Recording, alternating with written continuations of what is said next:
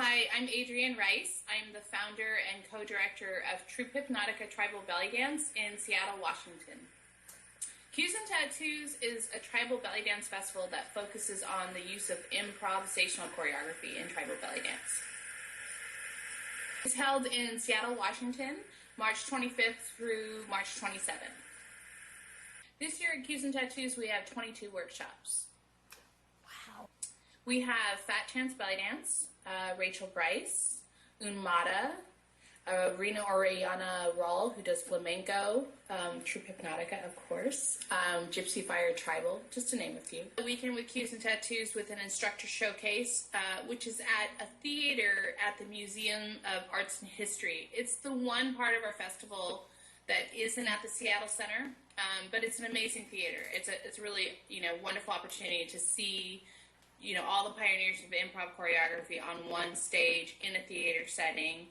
And usually it's the first event of the festival, but this year we had this wonderful opportunity where Rachel Bryce was able to add on to the festival after we had already created our curriculum. So now her workshop, that's where we fit it in, was on the Friday. So her workshop really kicks off the festival. Then that night you get to go see all the instructors, which does of course include Rachel Bryce and Carolina Naricchio, Unmata, Stephen Eggers, all of the other ones I mentioned on one stage for a 2-hour show.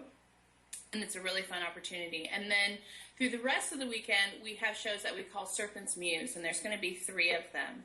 There's one on Saturday from 1:30 to 2:30, and then Saturday evening is 8 to 10, and then Sunday is 1:30 to 3. So this is the place where you get to see all of the troops from across the country that are using improv choreography in their performances, and it's a really fun time.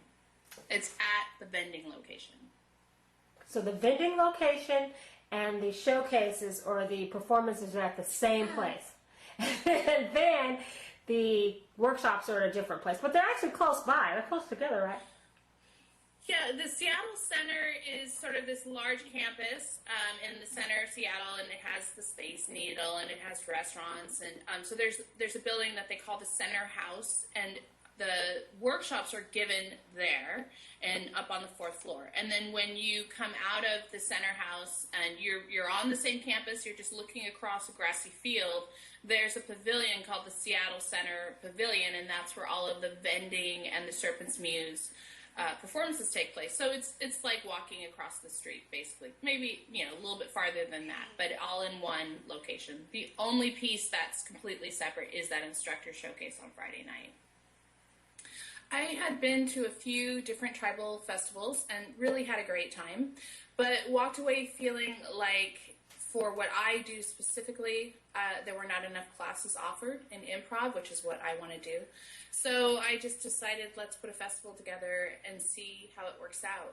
And Carolina Naricchio, the founder of Fat Chance Belly Dance, she was like, sounds like a great idea, but I don't know if there's enough people to make a whole festival. And really, there absolutely is. It's grown since the first year. The fact that Cues and Tattoos is really all about the use of improv choreography within tribal belly dance, I think sets it apart. And some people love that, and some people maybe want more variety, but if improv is what you do, you can come here and you can look at every type of improv. There's East Indian fusion, there's flamenco fusion, there's the super fast stuff Unmata does, there's, the beginning of HES with Carolina.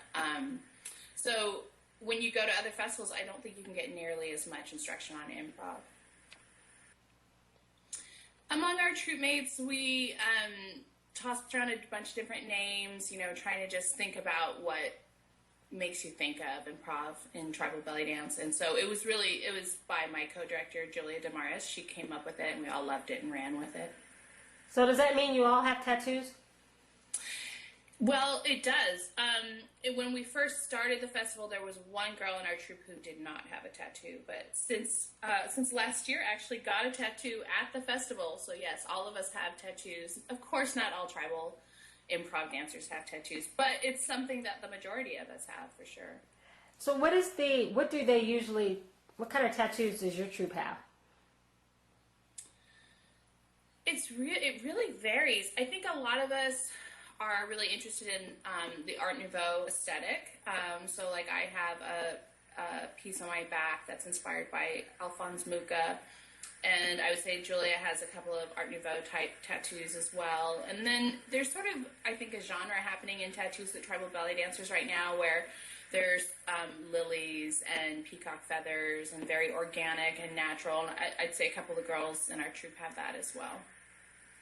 Wow. Our very first event was held at a community center, and the main part of the event was the performance and the vending, and it was literally in a gym with, basketball hoops. I mean, they were tucked up against the wall. So it was a very community feeling. Since then, we've moved to Seattle Center, which is a really great locale because it's where, Space Needle is, and it's kind of where all the cultural events happen in Seattle, and it's very central. There's lots of stuff around there. So that I think has been a really great improvement because everything you need is all in one place. You can check in your hotel and not drive again for the rest of the weekend. And we changed it to where the instructors all perform on Friday night in a real theater. And then the participants all perform over the next couple of days in more of a festival atmosphere. And it gives you a chance to kind of enjoy all the performances while getting to enjoy all the vending as well. So we've been able to spread it out. The first event was like 2 hours or something, and now it's, over 3 days. So in Two's company, we are basically going to pull out a bunch of our signature improv moves and show how they can be have a bit of a dynamic twist when you do it with just two people. A lot of the things we do, they're more exciting when there's two, and of course we make it possible with three. But we decided to do this workshop to emphasize duets in all three of our types of vocabularies, which is fast, slow, and isolation. Do you need to bring a partner? No, absolutely not. I doubt that most people will have partners. We'll partner you up with somebody in the class, but so you'll get some practice, but no, you don't have to have someone with you. And what skill levels do you recommend for your workshop? I probably not complete beginning, but some exposure.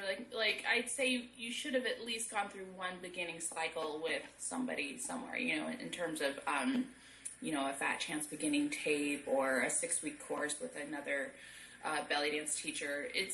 We really pride ourselves on explaining moves in as much detail as the students are appreciating. So we can, go into extreme detail. On the other hand, I find at these festivals, people want as much information as they can get for those 2 hours.